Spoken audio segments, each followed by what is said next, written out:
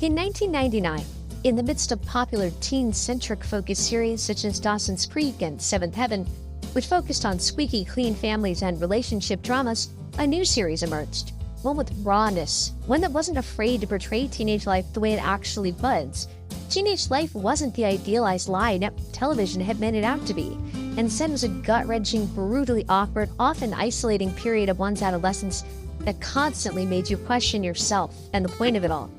And that series was Freaks and Geeks. It was a show that followed primarily the Weir siblings, Sam and Lindsay, as they attempt to navigate through completely different social settings. In high school, Sam is your typical shy, reserved, awkward, but generally kind boy, while Lindsay was simultaneously reserved and rebellious, instead opting to leave her former geek friends behind and join what the rest of the school not so affectionately called the burnouts. Kids who cut class, kids who smoke, kids who had premarital sex, kids who, at the time the show was set, which is the early 80s, would be considered by parents and authority figures alike to be bad influences. But its strongest asset wasn't its future all-star study cast. It was the fact that it was so real, so authentic. Sure, its characters still dealt with a lot of the same concepts other series dealt with, drinking and sex, but it did so in a way that felt neither diluted or overwrought, and instead felt like it came from a place of sincerity, written by people who truly remembered what it was like to be that age. This is no more clear than with Lindsay Weir.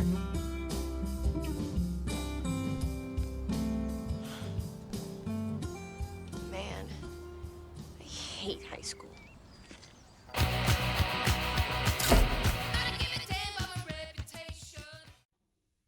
In the pilot episode alone, Lindsay has a talk with her brother Sam in her bedroom about their grandmother's recent passing.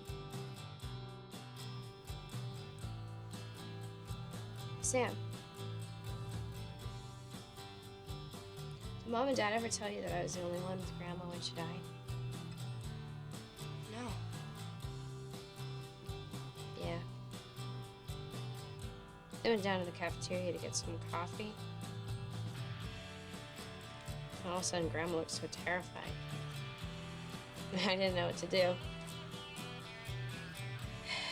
She grabbed my hand and told me she didn't want to go.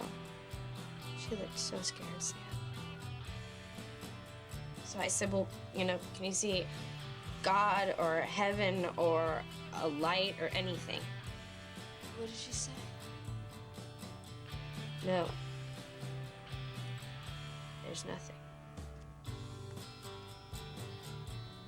She was a good person all her life, and that's what she got.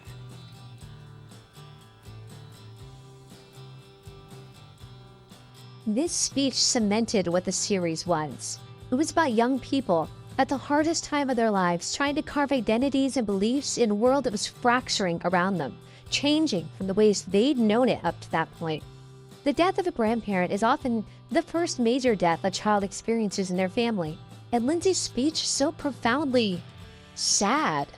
It's obvious that the loss of her grandmother has fundamentally changed her view of existence itself.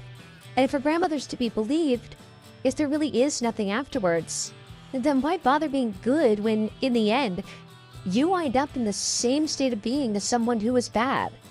It was rich and complex and philosophical, and it was exactly why the show failed. People, especially at the time of it airing, simply weren't looking for that in a TV show, especially not teenagers. Teenagers watch television for the same reason adults watch television: escapism. They watched shows like Dawson's Creek because it was romanticized and felt the way they wanted life to be. Nobody wanted to watch a show where a girl grappled with her issues regarding morality in relation to mortality. That just hit too close to home. So for all that it did perfectly, the cast of future movie stars, the sincere writing, the true-to-life characters, the immaculate production itself, it failed to compete simply because it was too honest, too real. If Freaks and Geeks aired today, I think it would be a hit. Now is the time when people want that reality from their media. Shows like BoJack Horseman have proven that now audiences are ready to engage with serious conversation topics in their entertainment. And in a somewhat ironic twist of fate, just 2 years after this show, a movie would hit theaters. A movie that would, in effect, be the death knell of the genre itself, or at least the sincerity it could carry for the foreseeable future. Let's begin now.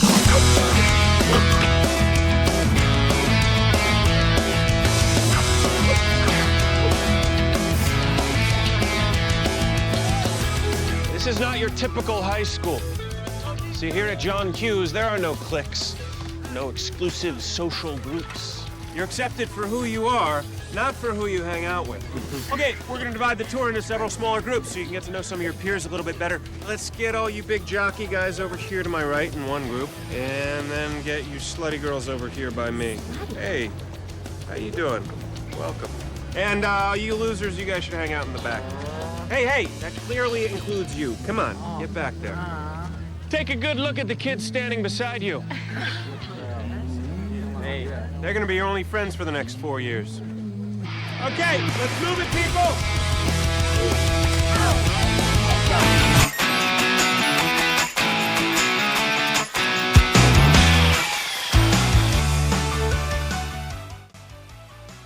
In 2001, the film Not Another Teen Movie was released to theaters.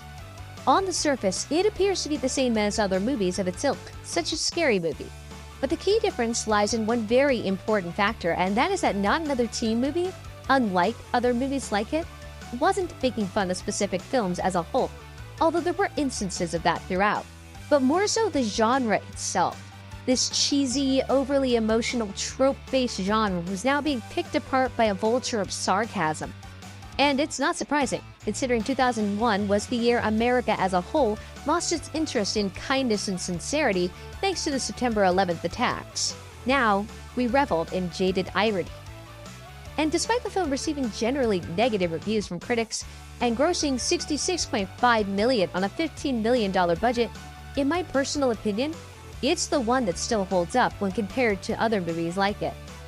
The problem with later scary movies and movies like that is that, more often than not, they're directly parodying specific films more so than the genre itself, and that's the opposite of what's happening here. Again, yes, this movie has those moments, but you aren't required to have concrete knowledge of it to enjoy it. It enhances it, certainly, if you are that aware of pop culture references, but it isn't a prerequisite by any means. But more than anything else, the movie was just a ridiculous take on an already ridiculous genre, a genre that had convinced people somehow that it wasn't ridiculous.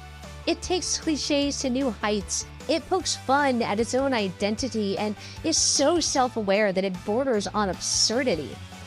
The teenage film genre was in desperate need of a takedown such as this, and much as I genuinely loved this movie, it wasn't original in the slightest.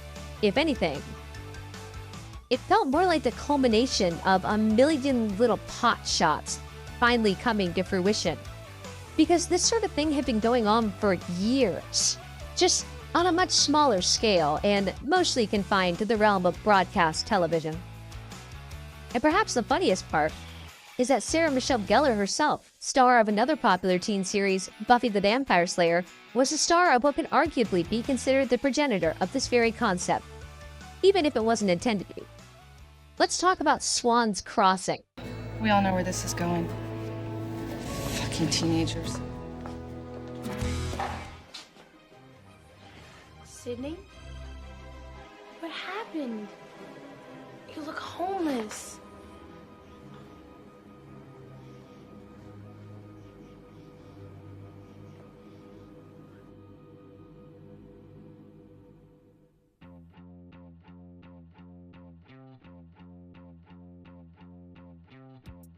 Swan's Crossing was an American teen drama series created by Marty Kravitz and Nell Kendall. It aired from June 29th to September 25th, 1992. That's only 4 months on the air. But the interesting thing is, they produced 65 total episodes. How is this possible? Well, because it wasn't produced as a typical teenage show, but instead as a daytime soap opera. To call Swan's Landing a parody might be a reach, but at the same time, it's hard not to. It is so obviously trying to make fun of both teenage dramas and soap operas that it's undeniable, really. The show wasn't a hit, though, and after its 65-episode run ended, on a cliffhanger, by the way, it wasn't renewed. And instead, it simply left what audience it had with unanswered questions and disappointment. Thing is, nobody really knows about this series. It isn't fondly remembered because it's barely remembered at all. For a while, being relegated only to the niche Shout Factory streaming service for its availability, only for it to now be available to view on Tubi of all places. And as I said before, to call it an out-and-out parody is perhaps unfair. In fact, in its own original press release, the show's producers even touted it simply as the first nationally syndicated daily live-action serial developed for teens. But at the same time, I mean, listen, they can claim it's a straight soap opera all they want. But at one point during its run, two mysterious men, referred to only as the Baldies, were sent to the States from the fictional country of Rudavia to spy on chemistry nerds who were producing self-perpetuated rocket fuel. They then kidnapped one of the nerds' girlfriends and interrogate her in a snake pit. I know soap operas are melodramatic, but I feel pretty comfortable calling this what it is. But that unrelatability of its over-the-top plots, thanks to its soapy aspirations and inspirations, was exactly why it didn't last. Between the daily syndicated 5 p.m. time slot and the fact that normal teenagers aren't getting kidnapped and interrogated in snake pits, the show simply wasn't something anyone could see themselves in. But it also was at a time when nobody was really ready, I think, for poking fun at a whole genre in this manner. That is, until Moody's Point. Moody's Point focused on Moody, the titular character, whose mother was lost in a hot air balloon 6 years prior and whose father was missing a toe. It was a direct parody of shows like Dawson's Creek and even its own network sister series, Caitlin's Way. But, and here's perhaps the most fascinating part, Moody's Point doesn't really exist. At least not in the traditional sense. Yes, 7 episodes were produced, but those 7 episodes spanned maybe an hour and a half total, because really, the series was nothing more than a skit inside of Nickelodeon's The Amanda Show. And perhaps even funnier, unintentionally too, is the fact that because The Amanda Show was canceled, Moody's Point was also canceled, ending on a cliffhanger. Attempts were made to pitch the show as its own actual spin-off series, but that never came to fruition. This series was all in on the joke, though. It was a joke. Its own tagline was, "Dawson had a creep, Moody has a point." It knew what it was. But again, it wasn't a full-fledged series. And then, in 2000, Darren Star, creator of Sex and the City, finally gave us what we wanted. Well, kind of.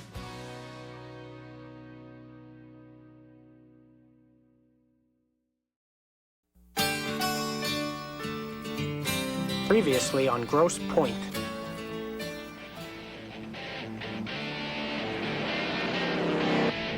I want to have a baby someday, just not yet.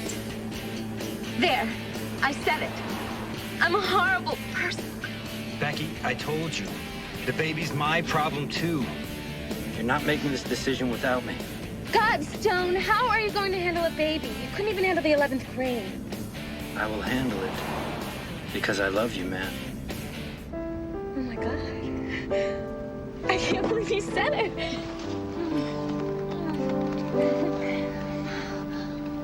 Oh my God, Stone, look out! How's Stone? Stone's gonna be fine, sis.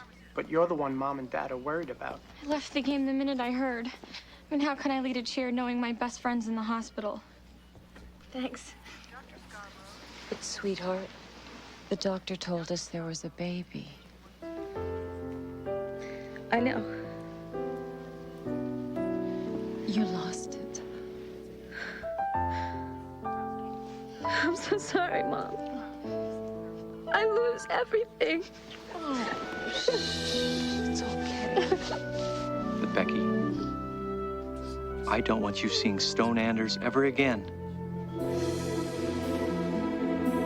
Hold it. Why does she always have to thrust her boobs like that whenever she feels an emotion? Grosse Pointe was an American sitcom that aired on the now-defunct WB network. Satire depicting the behind-the-scenes drama on the set of a teenage soap opera not unlike that of Swan's Crossing. And in an even funnier twist of fate, this show was sandwiched between two other well-known teenage series, Sabrina the Teenage Witch and Popular. The series also wasn't above making light of its own unpopularity, because after it lost much of its lead-in audience, it was moved to Sundays. And in the episode The Opposite of Sex, they directly referenced this by having the fictional series on the show garner its highest ratings ever, yet failing to still beat Sabrina. It only lasted 17 episodes. But the show had talent, specifically on the production side of things.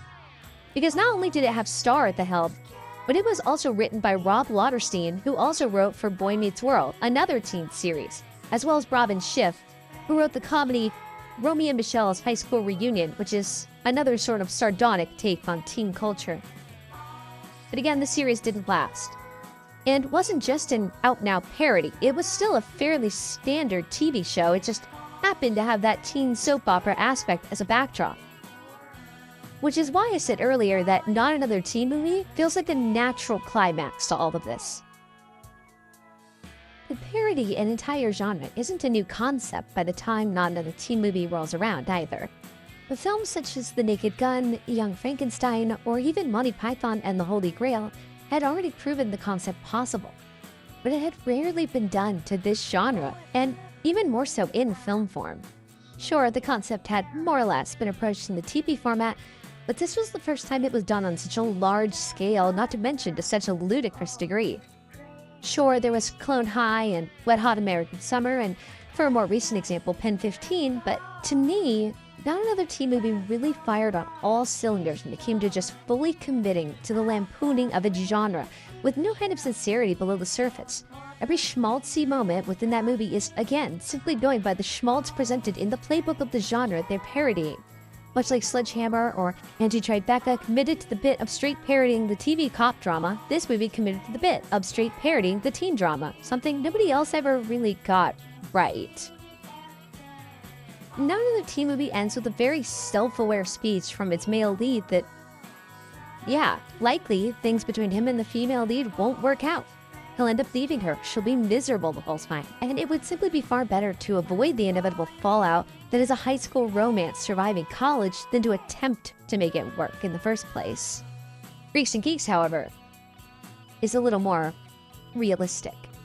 Freaks and Geeks ends with Lindsay lying to her family about where she's going and effectively bailing on everyone she knew, instead getting on a bus to follow the Grateful Dead. One settles for the cliche, eventually unhappy ending that features a teenage girl opting to be with a man who doesn't really understand her and will only make her life worse, while the other shows a teenage girl taking her autonomy into her own hands and refusing to live up to expectations that neither she wants nor would actually make anyone proud of her in the first place. And I'm not comparing them. One is a joke, the other is genuine. It's like comparing a volcano and a lava lamp. One is merely a pastiche of the other far more tangible thing. But even in a landscape of other teen shows that attempted to be genuine, none ever came even remotely close, as Freaks and Geeks did with their portrayal of Lindsay Weir. Just like none will ever come even remotely close to the utter bullshit that is the teen genre, as Not Another Teen Movie did. They're just two sides of the same coin, really. You know what they say, girlhood is a spectrum.